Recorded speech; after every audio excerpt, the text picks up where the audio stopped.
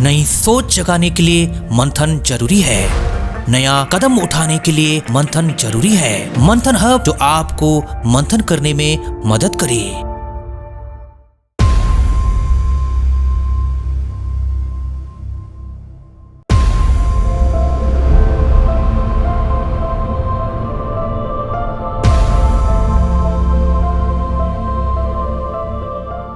मेरे पति को मैंने ही बिगाड़ा।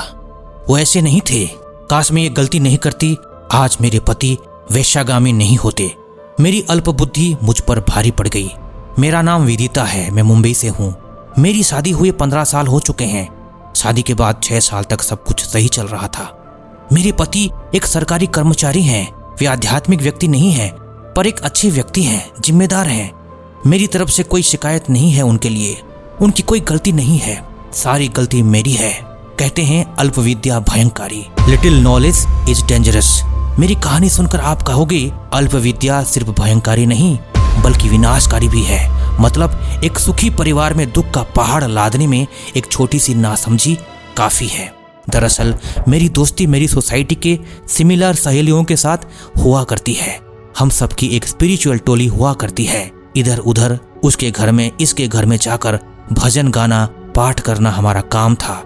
बाकी सब सहेलियों को उतना रंग नहीं लगा था, पर मुझे ज्यादा ही कुछ रंग लग गया था। मैं आध्यात्मिक किताब पढ़ने लगी, साधु संतों का प्रवचन सुनने लगी और जीवन में उतारने लगी। धीरे धीरे मेरे जीवन में एक आंतरिक परिवर्तन को मैंने महसूस किया। तब तक मेरे पति के साथ संबंध अच्छे थे। मेरे पति ना मुझे रोकते थे ना ही उनको कोई आपत्ति थी, पर धीरे धीरे मेरा व्यवहार बदल रहा था। मैं पहले जैसे शरीर और मन से उनको चाहती थी, कहीं ना कहीं उसमें कमी आने लगी थी। मुझे भी पता चल रहा था, मेरे पति भी महसूस करने लगे थे, पर शुरुआत में उन्होंने इग्नोर किया। एक दिन की घटना के बाद उनका इग्नोर करना उनके लिए और मेरे लिए बहुत विनाशकारी सिद्ध हुआ। एक दिन की बात है, मैं एक महाराज जी का सत्संग सुन रही थी। वो पति पत्नी के शारीरिक संबंध के संयम के बारे में बोल रहे थे। वे समझा रहे थे कि शादी से पहले ऐसा लगता है जैसे उसके बिना नहीं चल सकते, पर शादी के बाद जब शरीर का भोग मिलता है तो धीरे धीरे वैराग्य का आना अनिवार्य है। संतान होने के बाद फिर संबंध बनाना जीवनी ऊर्जा और आध्यात्मिक शक्ति का नाश है। इसलिए विवाहित जीवन में पति पत्नी दोनों को संयम में रहकर एक दूसरे का सहयोग करना चाहिए। मैंने महाराज जी की बात को ज्यादा सीरियसली ले लिया। मेरे 2 बच्चे भी हो चुके थे। मेरे अंदर एक गलत मान्यता ने घर कर लिया था। मेरे पति हफ्ते में 1 बार घर में आते थे। वे कहीं दूसरी जगह कार्यरत थे। जब रात को मेरे साथ इंटीमेट होते थे तो मैं हिचकिचाने लगी थी। मतलब पहले की तरह मेरे अंदर शारीरिक क्रिया में रुचि नहीं थी। मेरे पति भले ही इंटीमेट होते थे, पर मेरे मन और शरीर के भाव को देखकर आश्चर्य होते थे। उनको समझ में नहीं आ रहा था, उनको कुछ गड़बड़ लग रहा था और मुझे भी अच्छा नहीं लग रहा था, क्योंकि मेरी इच्छा के विपरीत वे मेरे साथ इंटीमेट हो रहे थे। कुछ ही महीने बीते थे। मैंने हिम्मत करके अपने पति को महाराज का सत्संग सुनाने लगी। धीरे धीरे मेरे पति को पता चलने लगा मेरी पत्नी विदिता का मेरे साथ पत्नी की तरह सुख नहीं देने के पीछे इस महाराज का हाथ है। ऐसा वे सोचने लगे। उनको बहुत गुस्सा आया। मुझे भी अच्छा नहीं लगा। मैं उनको समझा नहीं पाई, इसलिए उनकी गलतफहमी बढ़ती जा रही थी। मेरी भी नासमझी बढ़ चुकी थी कि महाराज ने क्या कहा था और उसको जीवन में कैसे उतारना था। धीरे धीरे हम दंपत्ति की शारीरिक दूरी बढ़ती जा रही थी। मेरे पति का ट्रांसफर कुछ ज्यादा दूर हो गया। तब वो कभी कभी किसी महीने में आने लगे। मैं सोचने लगी चलो पीछा छूटा, भगवान ने सुन लिया, अब भजन बढ़िया हो जाएगा। पर मुझे पता नहीं था मेरे पति के मन से मैं खुद ही दूर होने लगी थी। जब भी वे घर आते थे मेरे साथ पहले जैसा इंटीमेट नहीं होते थे। मुझे अंदर ही अंदर खुशी हो रही थी, चलो अच्छा हुआ मेरे पति के जीवन में मेरे कारण संयम आने लगा है, इसलिए अब मुझे रात को तंग नहीं करते हैं। इसी प्रकार कई महीने बीत जाते थे, वे मेरे साथ इंटीमेट नहीं होते थे। मुझे नहीं पता था इसका कारण कुछ और था, पर मैं बेवकूफी से खुश हो रही थी। एक बार मुझे महाराज जी के सत्संग में डायरेक्ट जाने का अवसर मिला। मेरे पति ने मना नहीं किया। मुझे लग रहा था मैं ही स्वर्ग जैसा जीवन जी रही हूँ, पर मुझे नहीं पता मैं सत्संग को ठीक से न समझकर अपने गृहस्थ जीवन को नरक कर रही हूँ। उस दिन सत्संग में महाराज जी ने फिर से गृहस्थ धर्म के बारे में प्रवचन दिया था। कुछ अलग लग रहा था। उनका कहना था कि गृहस्थ जीवन में पति पत्नी को एक दूसरे के सुख दुख में सहभागी बनकर चलना चाहिए। एक तरफा ऐसा निर्णय नहीं होना चाहिए कि गृहस्थ में अशांति हो। अगर कोई स्त्री विवाहित होती है तो वो मन और शरीर से समर्पित होती है।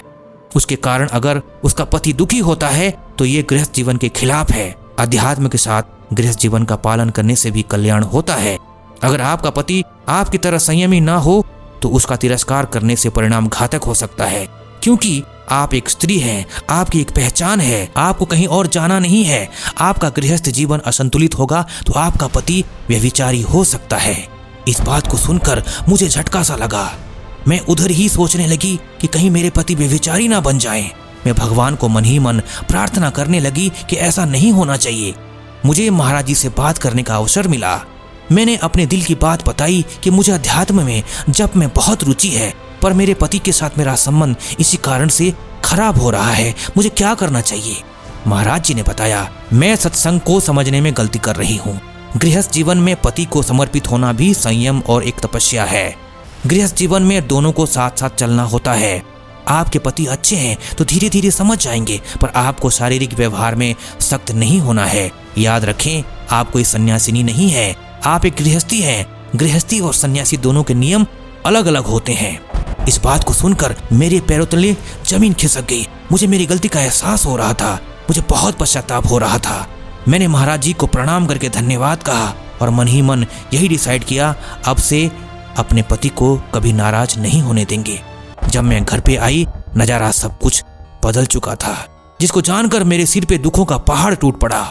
मेरी सहेलियों ने बताया कि हमारी सोसाइटी में एक उल्टा स्त्री है जो चरित्र से ठीक नहीं है। उनके साथ मेरे पति को बहुत बार प्यार से बात करते देखा है। मुझे कुछ गड़बड़ लग रहा था। फिर मेरे पति भिंडी बाजार, ग्रांट रोड आदि एरिया में दोस्तों के साथ मिलने के बहाने जाते थे, पर मुझे बाद में किसी हितैषी ने बताया कि वो पैसे देकर दूसरी स्त्रियों के साथ संबंध बनाता है। मेरे पति चरित्रहीन हो चुके थे। जहाँ काम करते थे वहीं पर भी अलग अलग महिलाओं के नजदीक आने की वृत्ति बन चुकी थी, और ये सब पता करने में मुझे ज्यादा देर नहीं लगी थी। जब जब वे घर पे हुआ करते थे, मैं उन्हें प्यार करना चाहती थी, पर वे ये बोलकर अवॉइड करते थे कि तुम धर्मभ्रष्ट हो जाओगी। मुझे अच्छा नहीं लगता था। उनके चेहरे पे पहले जैसा शिकवा नहीं था। इसका मतलब अपनी शारीरिक भूख मिटाने का उन्होंने अरेंजमेंट कर लिया था। मुझे बहुत दुख होने लगा। इतने अच्छे पति को बिगाड़ने में मेरी छोटी सी नासमझी और गलती है। काश मैं बात को सही से समझकर अपने गृहस्थ धर्म का पालन करती तो मैं सुखी रहती। अब मैं कैसे पहले जैसा पति वापस लाऊं? ये संभव नहीं है, क्योंकि पैसा गया तो कुछ नहीं गया, स्वास्थ्य गया तो कुछ गया, पर चरित्र गया तो सब कुछ गया। अब मेरा भजन, मेरा आध्यात्म मरने के बाद मुझे जरूर साथ दे सकते हैं, पर नासमझी से जो गलती होती है और व्यक्ति अपने कर्तव्य से दूर होता है तो कोई साथ नहीं देता है, उसको फल भोगना ही पड़ता है। इसलिए मेरा सबसे निवेदन है, ऐसी कोई गलती ना करें। गृहस्थ में अध्यात्म और गृहस्थ धर्म दोनों को साथ साथ लेकर चलें। आप सुखी रहेंगे और भगवान भी आपसे दूर नहीं हो जाएगा। दोस्तों, अपने संयम को मजबूत करते हुए, अध्यात्म को भली प्रकार समझते हुए, गलत आदतों से बचते हुए, अष्टांग योग को समझते हुए, मानसिक और आध्यात्मिक समस्याओं को दूर भगाने के लिए आज ही मंथन हब का रीसेट हीलिंग ऑनलाइन सेशन को ज्वाइन करें। वीडियो अच्छा लगा तो जरूर शेयर करें और अपना विचार रखें। स्वयं के प्रति अपना दृष्टिकोण सही करने के लिए और समाज के प्रति भी दृष्टिकोण को बदलते हुए ब्रह्मचर्य लाइफस्टाइल से एक अलौकिक जीवन जीने के लिए आपको मंथन हब की किताब अलौकिक जीवन शैली जरूर पढ़नी चाहिए। एडिक्शन से फास्ट रिकवरी करते हुए खुद को नेक्स्ट जेनेक्शन ह्यूमन बनाने के लिए ब्रेन रीवेयर कोर्स अवश्य करें। अति आवश्यक और महत्वपूर्ण जानकारी को तुरंत प्राप्त करने के लिए आप हमारे टेलीग्राम चैनल को ज्वाइन करें। सभी लिंक्स डिस्क्रिप्शन में दी हुई हैं। वीडियो अवश्य शेयर करें। मिलते हैं नेक्स्ट वीडियो में।